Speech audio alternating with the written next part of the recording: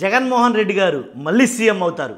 డెఫినెట్గా జగన్మోహన్ రెడ్డి గారు మళ్ళీ సీఎం ఆయనే అని గంటాపదంగా కొండబద్దలు కొట్టినట్టు చెప్తున్నారండి. నిజంగానే ఎలా అంటే ఎందుకు ఓడిపోయాడో కారణాలు చెప్తూ ఓడిపోతాడు అని నేను చెప్పానని చెప్పి మరలా సీఎం అవుతారు అని ఆయనే చెప్తున్నాడు. ఎవరో కాదు, ఆయన బ్రహ్మశ్రీ రాఘవ శర్మ గురూజీ గారని ఆయన జ్యోతిష్యం చెప్తున్నాడు.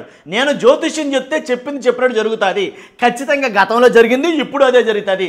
జగన్మోహన్ రెడ్డి గారు ఓడిపోతాడని చెప్పింది నేనే, నా జ్యోతిష్యమే.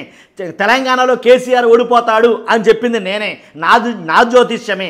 కాబట్టి ఇప్పుడు మరలా నేనే చెప్తున్నా, వచ్చే ఎన్నికల్లో ఖచ్చితంగా జగన్మోహన్ రెడ్డి గారు సీఎం అవుతాడు అనేది ఆయనగా డంకాపదంగా కొండబద్దలు కొట్టి చెప్తాడు.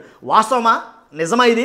అసలు ఆయన ఏం మాట్లాడుతున్నాడు, ఓడిపోవడానికి గల కారణాలు కూడా కొన్ని మాటలు మాట్లాడుతున్నాడు. ఆ వీడియో బాగా వైరల్ అవుతుంది. అది మీకు చెప్పడం కోసం ఈ వీడియో చేస్తాను, ఒకసారి చూడండి. ఇంక్లూడింగ్ ఎమ్మెల్యేస్తో సహా ఏ ఒక్కరికి కూడా అందుబాటులో లేకుండా అయిపోవడంతోనే తనకి తానే కూర్చున్న కొమ్మ నరుక్కున్నారు అని ఇదొక మాట మాట్లాడతారు. యోగం లేనప్పుడు అందరి మాట విన్నా కూడా ఒకటే, యోగం లేనప్పుడు అందరి మాట విన్నా ఒకటే కదా, అంతే కదా, విన్నా ఒకటి వినకపోయినా అంతే, అది లేదు, అంతే అయిపోయింది. కాకపోతే ఇక లేదు, ఇక భూస్థాపితం, ఇక రాడు, ఇక ఉండడు, ఇది పొరపాటు. కానీ అదే నడుస్తుంది ఇప్పుడు. అది పొరపాటు, అది ఖచ్చితంగా చెప్తున్న పొరపాటు. మిశ్రమ ఫలితాలు చూస్తారా ఆంధ్రాలో రానున్న రోజుల్లో? అర్థం కాదు. ఎవరు ఎంతమంది జంపింగ్ జపాకులు అవుతారు, ఎవరు ఎటువైపు తిరుగుతారు, ఎవరు ఎటువైపు పోతారు, ఎవరికి అర్థం కాదు. కానీ ముఖ్యంగా చూసుకుంటే మరి ఆయన పార్టీలో రెండో వ్యక్తిగా ఆయన అంటే జగన్మోహన్ రెడ్డి ఆయనతో పాటు ఇంకో నలుగురు పోయే అవకాశం ఉందంటున్నారు. మొత్తం అంతా పోయినా ఆయనకేం నష్టం? మొత్తం అంతా పోయినా ఆయనకేం నష్టం? నాకైతే జగన్మోహన్ రెడ్డి చూస్తుంటే లీడర్ సినిమా గుర్తొస్తోంది. అందరూ కలిసి వాడిని పదవి దించేదాకా వదిలిపెట్టలేదు.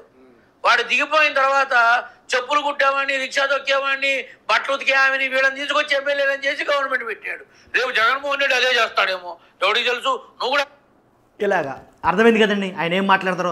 మొత్తానికి జగన్మోహన్ రెడ్డి గారు నెక్స్ట్ టైం సీఎం అని కన్ఫర్మ్ చేస్తున్నాడు. ఈయన ఇది నా జ్యోతిష్యం ఖచ్చితంగా ఫలిస్తుంది అని అంటున్నాడు. కాబట్టి నేను చెప్పా, నా మాట ఉంటుంది కనుక ఆ వీడియో కూడా మీరు చూడొచ్చు. అవసరమైతే డిస్క్రిప్షన్లో ఆయన లింక్ ఇస్తాను నేను. బ్రహ్మశ్రీ రాఘవ శర్మ గురూజీ ఖచ్చితంగా తెగేసి మరీ చెప్తున్నాడు, దాంట్లో ఎలాంటి డౌట్ లేదు. ఏదేమైతేనేంటి, ఇలాంటి గురూజీలు చెప్పినా ఎవరు చెప్పినా నేను విన్న, కానీ నా అభిప్రాయం అయితే కనుక నెక్స్ట్ టైం జగన్మోహన్ రెడ్డి గారు సీఎం అవుతాడా లేదా అనేది మీ చేతుల్లో ఉంది అని నేను చెప్తా.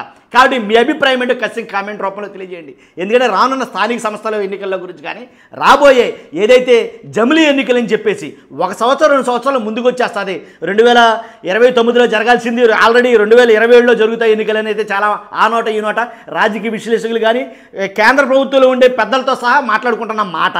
2027లో ఎన్నికలు వస్తాయి. 2027లో ఎన్నికలు వస్తే కనుక జగన్మోహన్ రెడ్డి గారు అధికారంలోకి వస్తాడు. ఎందుకంటే కనుక 2027లో కల్లా వీళ్ళు చెప్పిన వాగ్దానాలు, హామీలు ఏవైతే ఉన్నాయో అవి ఎలాగో ఫుల్ఫిల్ కావు. కాబట్టి వీళ్ళు చెప్పిన మాటలు ఏవి కూడా నిజం కావు, వీళ్ళు చెప్పిన ఏవి కూడా జరగవు. కాబట్టి 2027లో ఎక్కువగా 100% ఎక్కువగా ఎలాగో 40% ఓట్ పర్సంటేజ్ ఉంది కదా, ఓటింగ్ శాతం 40% ఉంది.